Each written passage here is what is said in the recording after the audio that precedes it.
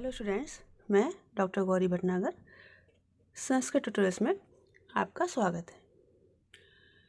महाकवि भवभूति द्वारा रचित उत्तरांचरितम पढ़ रहे थे हम, जहाँ पर एक प्रस्तावना चल रही है जिसमें कि नट और सूत्रधार का आपसी वार्तालाप हो रहा है और इस प्रथम अंक के बारे में वो सूचना दे रहे हैं कि इसकी भविष्य में क्या होने वाला है।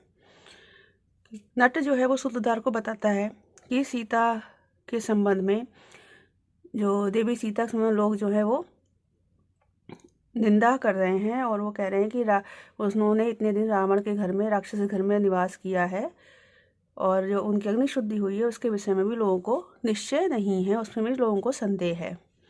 आगे देखें, सूत्रधार कहता है, यदि पुनः इयं किंवदंती महाराजम प्रति संदित तथा कष्टम स्यात्। यदि ये किंवदंती मीन्स जो जनश्रुति है, लोगों के बीच फैला हुआ प्रवाद है, वो महाराज के तक संदेह पहुंच गया, तथा कष्टम स्यात्, तो कष्ट होगा, अर्थात तो बड़ा ही कष्टकारी कार्य हो जाएगा, अनर्थ हो जाएगा। इसके माध्यम से सूत्रधार ने आगे की कथा की सूचना दे दी है। नट कहता है, सर्वथा ऋषियो देवाश्च श्रेयो विधास्यन्ति। सब प्रकार से ऋषि और देवलोग श्रेयो विधास्यन्ति, कल्याण करेंगे। परिक्रम घूमकर कहता, भो क्व इदानीं महाराज, अरे महाराज इस समय कहाँ हैं। आकर्ण सुनकर, एवं जनः कथयन्ति, लोग इस प्रकार से कह रहे हैं। मतलब आकर्ण में सुनकर कहने का तात्पर्य यह है कि नट और सूत्रधार जो है वह मंच पर हैं और उनके अलावा वहाँ पर कोई भी अन्य पात्र वहाँ पर उपस्थित नहीं है।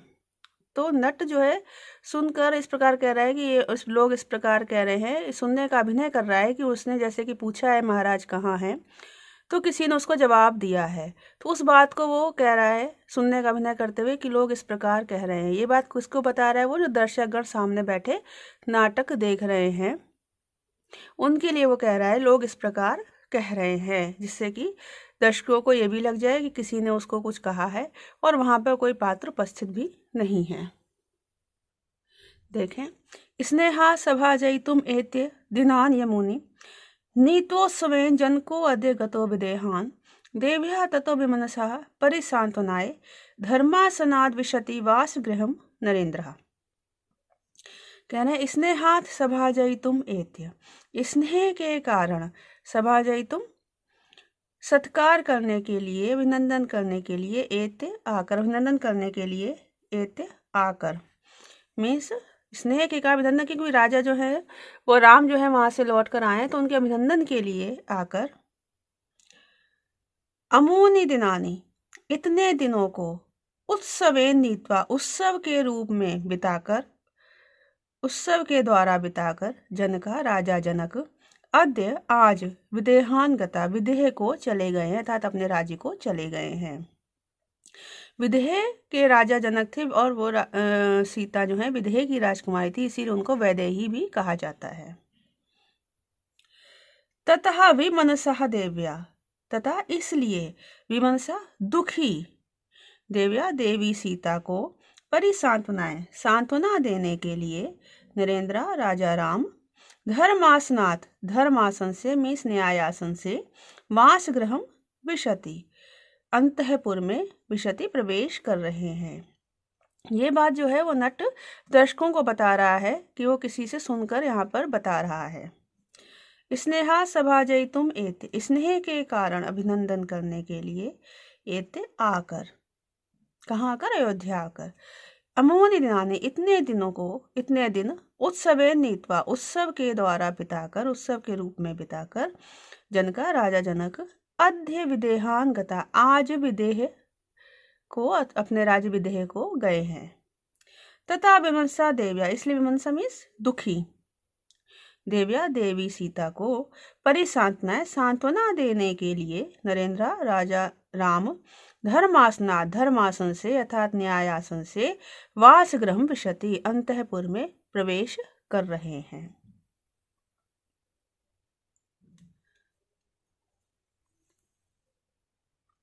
इति निष्क्रांतो, दोनों निकल जाते हैं। यदि यहाँ पर प्रस्तावना समाप्त हो गई। प्रस्तावना को आमुख भी कहते हैं।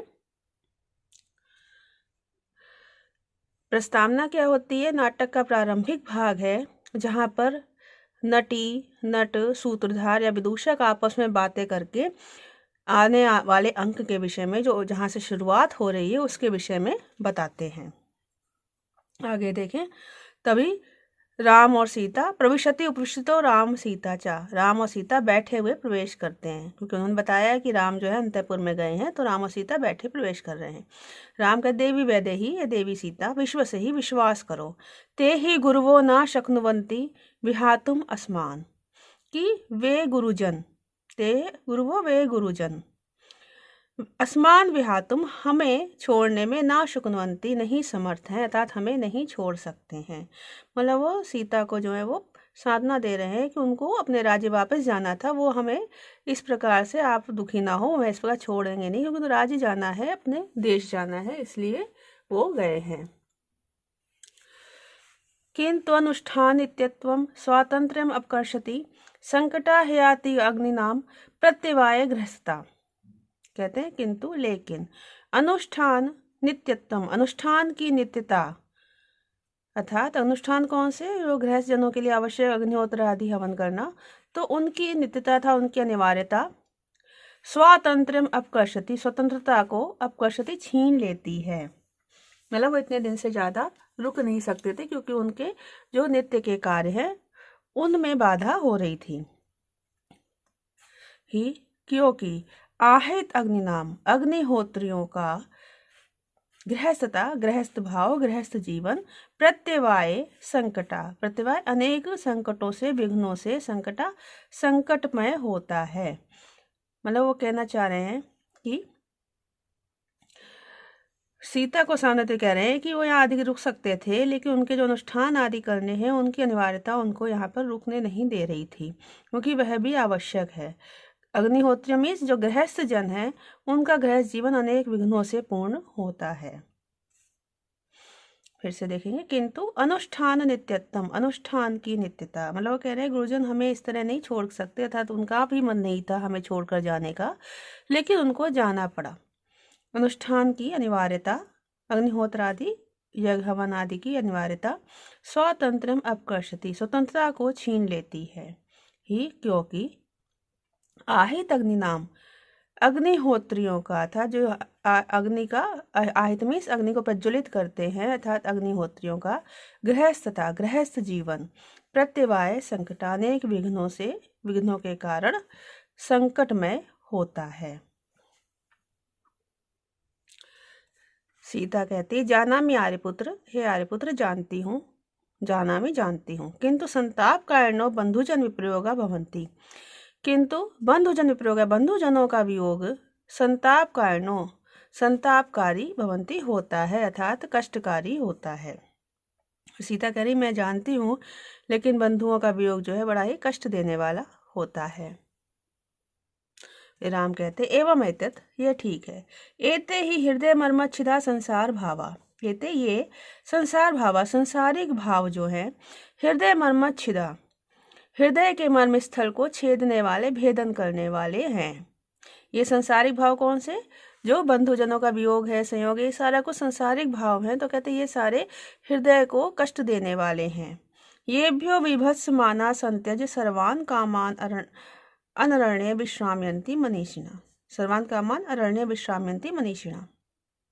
कहते ये भ्यो, जिनसे, अर्थात जिन संसारिक भावों से, विभस्माना घृणा करते हुए, मनीषिणा विद्वान लोग, सर्वान कामान संत्यज, सभी कामनाओं को, इच्छाओं को छोड़कर, अरण्य विश्राम्यन्ति, वन में विश्राम करते हैं, वन में निवास करते हैं।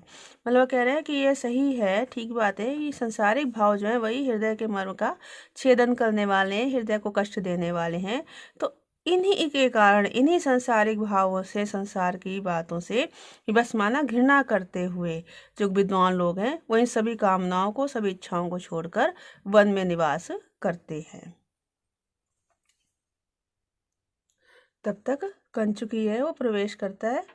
रामभद्र, कंचुकी कौन होता है? कंचुकी वो है, वो एक बुजुर्ग व्यक्ति होता है जो जिसको कि अंतःपुर में आने जाने की परमिशन होती है, आज्ञा होती है। उसके पास एक डंडा होता है, जो कि वो डंडा खटखटा कर जब भी प्रवेश करता है तो डंडा खटखटा कर अंदर आता है, जिससे कि पता चल जाए कि वो आया हुआ है। तो कंचुकी आया है, राम को कहता है, रामभद्र इति अर्धोक्ते सारसंशम, इतना आधा कहते ही आशंका के साथ, महाराज। तो राम कहते सस्मिता मुस्कुराते हुए, आर्य ननु रामभद्रा इत्येवं माम प्रत्युपचारा शोभते तात परिजन से। अब वो कहते हैं, हे आर्य, तात परिजन से पिता के सेवक अर्थात आपका, माम मेरे लिए, रामभद्रा रामभद्र, इत्येव इसी प्रकार से, प्रत्युपचारा शोभते व्यवहार करना शोभा देता है। क्यों? क्योंकि वो शुरू से रामभद्र कहते आए हैं उसको, बुजुर्ग है अब, तो वो कहते हैं कि आप मुझे रामभद्र कहते आए हो तो आप वही कहो, मुझे वही अच्छा लगता है। तद यथा अभ्यस्तम अभिधीयताम, तो अब यथाभ्यस्तम जैसा अभ्यास है अर्थात अभ्यास के अनुसार ही अभिधीयताम कहिए।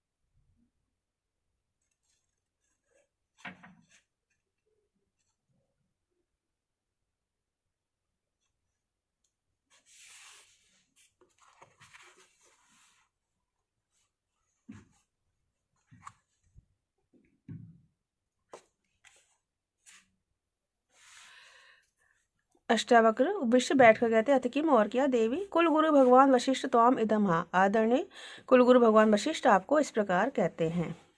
तो अष्टावक्र के संबंध में आपको एक बात बतानी है कि अष्टावक्र के बारे में एक कथा प्रसिद्ध है कि कहोर नामक ऋषि थे, उन्होंने अपने गुरु उद्दालक की पुत्री सुजाता के साथ विवाह किया था।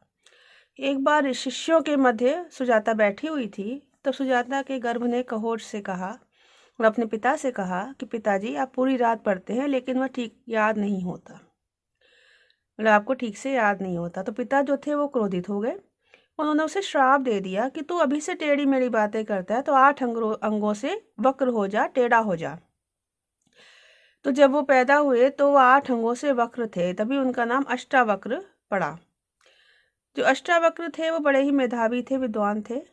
एक बार राजा जनक की सभा में बंदी के द्वारा पराजित हुए अपने पिता को उन्होंने शास्त्रार्थ से मुक्त कराया। तो उन्हें पिता ने उन्हें वरदान दिया और वो सभंगा नदी में स्नान करके सीधे शरीर वाले, सीधे अंगों वाले हो गए। किंतु उनका नाम अष्टावक्र था तो वो अष्टावक्र ही कहलाए। तो श्लोक देखेंगे। विशंभरा भगवती भवती मसूत, राजा प्रजापति समो जनकः पिता ते, तेषां वधूतमसि नंदनी, पार्थिवानां येषां कुलेषु सविता च गुरु वयं च। कह रहे नंदिनी, हे नंदिनी, हे सौभाग्यवती, भगवती विशंभरा, भगवती पृथ्वी ने, भवतीम असूद आपको उत्पन्न किया है, प्रजापति समा, प्रजापति के समान, ब्रह्मा के समान, राजा जनका, राजनक ते पिता, आपके पिता हैं, तुम्हारे पिता हैं। आपको पता हो कि भगवान पृथ्वी से कैसे उत्पन्न हुई थी। एक बार राजा जनक के दरबार में, राजा जनक के राज में काफी समय से वर्षा नहीं हुई थी, तो उनको किसी ऋषि ने कहा, उनके जो कुलगुरु ने कहा कि आप सोने के हल से अगर भूमि को जोतोगे तो वर्षा होगी। तो वो सोने का हल चलाया उन्होंने खेत में, और हल जो था वो चलाते हुए किसी उससे टकराया, मिट्टी के पात्र से। जब उसको बड़ा सारे उसको पात्र को उसमें से निकाला गया तो उसमें ये सीता जो थी वो बच्ची के रूप में मौजूद थी। इस प्रकार से इनको भूमि से उत्पन्न कहा जाता है।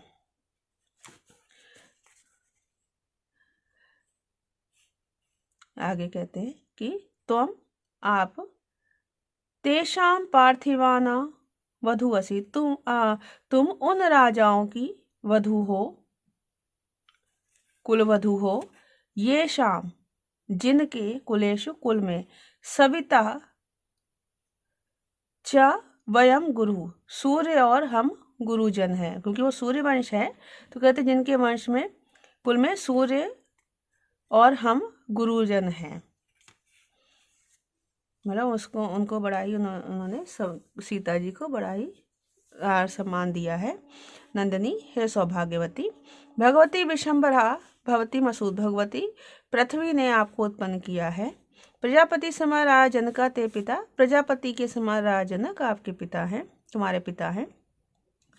तुम तेषाम पार्थिवाना वधूवसि, तुम उन राजाओं की वधू हो, उन राजाओं के कुलवधू हो। ये शाम जिनके कुलेशु कुल में, सविता वयम चा गुरु, सूर्य और हम गुरुजन हैं। इस प्रकार वशिष्ठ ने उनको कहा है। तो इस वीडियो में इतना ही। साथ बने रहने के लिए